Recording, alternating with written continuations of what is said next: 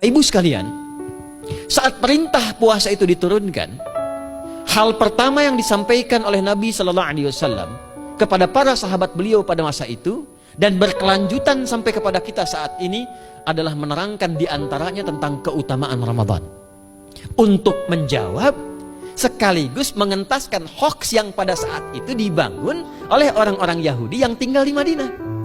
Jadi ketika mereka mengatakan orang Islam tuh nggak punya puasa, ikut kita. Ini puasa yang hebat, puasa yang bagus. Dijawab oleh Allah, turunlah perintah, ya ayyuhalladzina amanu kutiba alaikumus syiyam kama kutiba alal ladzina min qablikum la'allakum tattaqun. Setelah itu apa yang terjadi? Buka Sahih Al-Bukhari, kitab yang ke-30, Kitabus Shaum, posisi hadis yang nomor yang kedua di topik ini. Riwayat dari Talhah bin Ubaidillah radhiyallahu taala anhu qala Rasulullah sallallahu alaihi wasallam.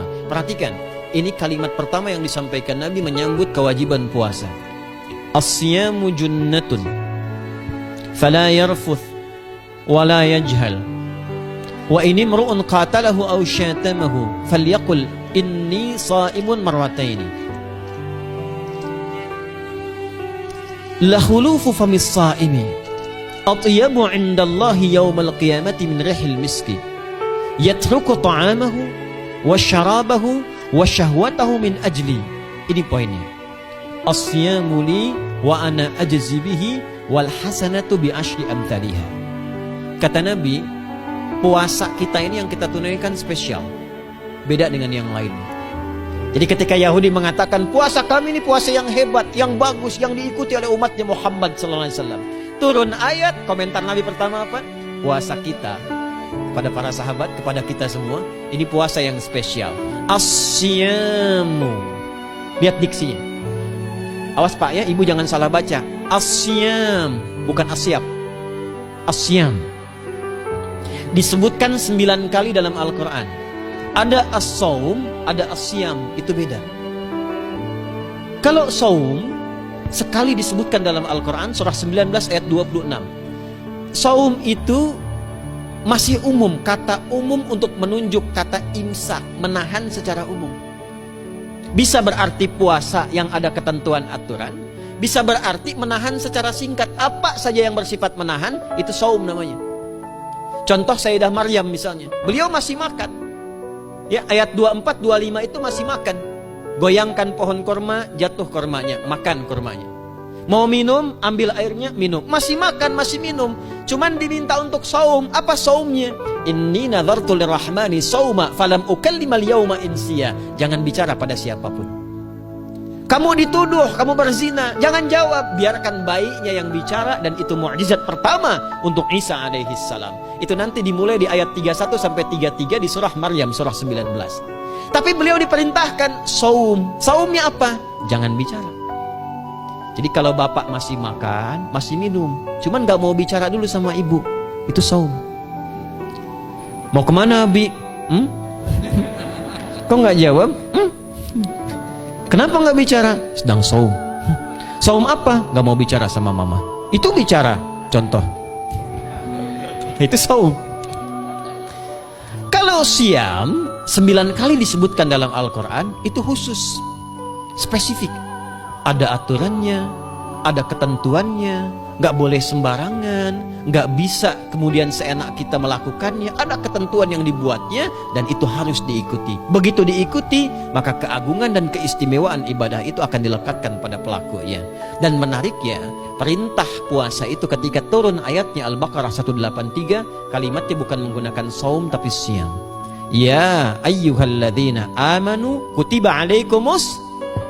Nah kata Nabi, asyamu junnatun. Kalau benar puasa kita ini kita tunaikan yang Ramadan ini, maka dia akan melahirkan satu yang tidak ditemukan pada ibadah lain, yaitu junnah. Ada jinnah, ada jannah, ada junnah. Itu beda. Tapi semua katanya itu hurufnya sama, cuma harokatnya beda. Coba lihat ya. Ada junnah, jinnah, dan jannah. Jannah artinya apa? Surga. Jinnah artinya apa? Jin. Jamak dari kata jin. Minal jinnati wan nas. Baik ya. Ada junnah. perisai. Itu ketiga-tiganya berasal dari huruf jim, nun, kemudian ta. Dalam bahasa Arab, setiap ada huruf dimulai dengan jim dan nun, itu pasti tersembunyi, gak kelihatan. Saya ulang ya. Setiap ada huruf dimulai dengan jim dan nun, kalimatnya itu pasti gak nampak, gak kelihatan. Janin, kenapa disebut janin? Karena masih tersembunyi dalam rahim ibundanya, gak kelihatan. Begitu keluar, tampak jadi bashar, jadi bayi yang terlihat. Jin, kenapa disebut dengan jin? Karena nggak nampak.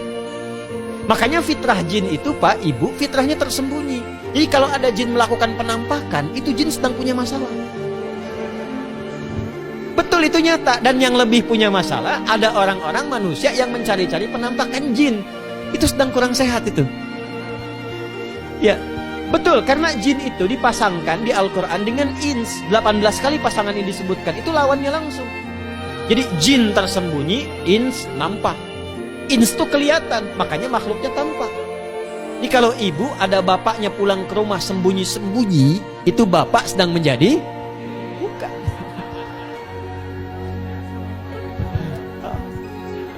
Kalau ibu sembunyi-sembunyi nyari dompet bapak, ibu sedang menjadi jin. Itu langsung pasangannya 3 itu. Ins itu seakar dari kata anisa, halus, lembut. Jin kasar, makanya disebut jin. Karena itu jarang ada orang kemasukan jin jadi lembut, tidak ada. Permisi mau ikut kajian, sedang kemasukan jin, tidak. Kalau kata-katanya tidak meracau, tindakannya pasti kacau.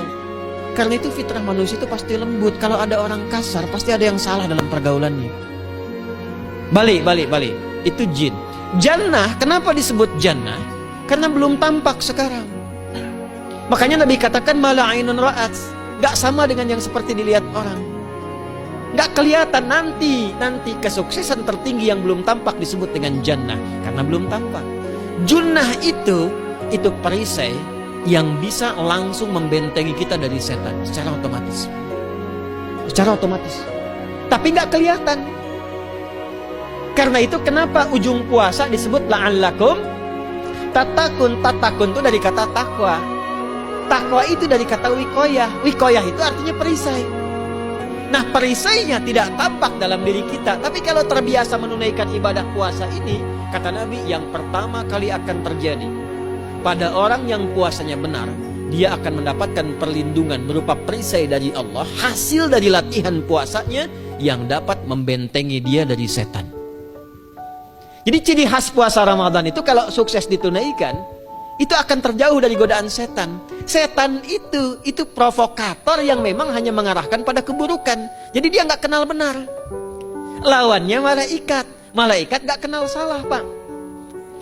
Nah, supaya terbentengi dari itu semua, kata Nabi SAW, kita itu dihadiahi sekarang oleh Allah satu ibadah yang kalau dilakukan ibadah itu akan mengakumulasi ibadah-ibadah yang lainnya, yang saat bersamaan dahsyatnya ibadah ini bisa menghadirkan junnah, perisai yang membentengi dari setan. Karena itu ketika dilakukan ibadahnya, saat yang bersamaan bisa ditahan maksiatnya, ditingkatkan amal solehnya. Setan kan ngajaknya pada yang salah kan, malaikat ngajak pada yang soleh. Ramadan itu keutamaannya kalau sudah tiba Ramadan, itu selalu kita terdorong pada yang saleh dan tertahan untuk yang salah. Itu hebatnya puasa Ramadan.